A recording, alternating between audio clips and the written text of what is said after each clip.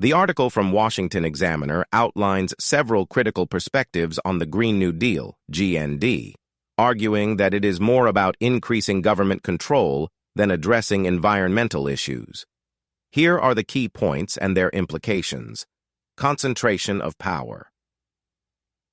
The article argues that the Green New Deal is less about environmental improvement and more about concentrating power in the central government.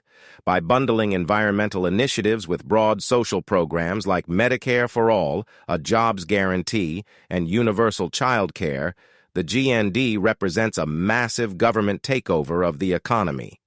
Critics believe this approach prioritizes political control over practical environmental solutions. Consequences of the Green New Deal. Inhibition of innovation. Federal grants under the GND might stifle innovation in clean technology and energy efficiency.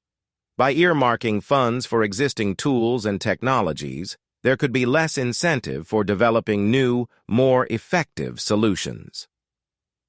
Suppression of private sector spending. Increased federal spending on green infrastructure projects like wind farms and solar fields might suppress private sector investment in these areas.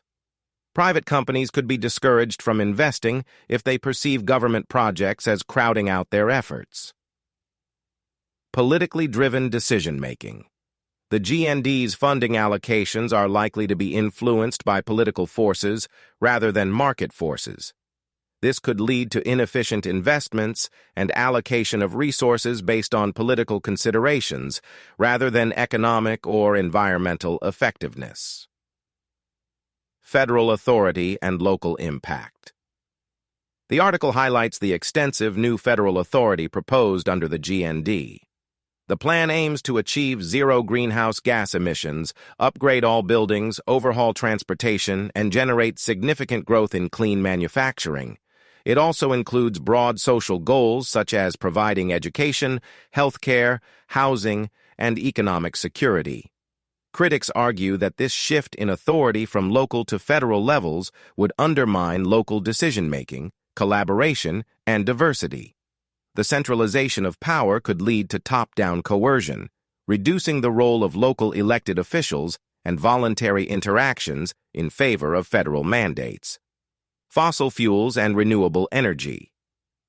The article asserts that fossil fuels will remain the dominant energy source for the foreseeable future.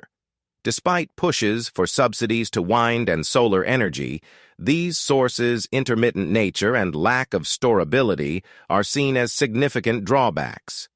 Wind and solar often produce energy when it is not needed and fail to provide it when required. The article argues that the focus should be on making fossil fuel production cheaper and safer, highlighting that private sector innovation has already reduced the social cost of fossil fuels. It contends that proposals like the GND, which mandate 100% clean, renewable, and zero-emissions energy, are unrealistic and would lead to economic dislocation. Conclusion.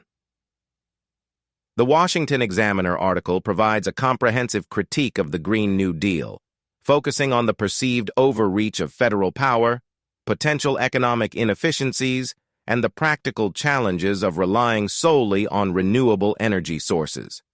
It suggests that a more balanced approach, integrating both fossil fuels and renewables with a focus on innovation and efficiency, would be a more effective energy policy.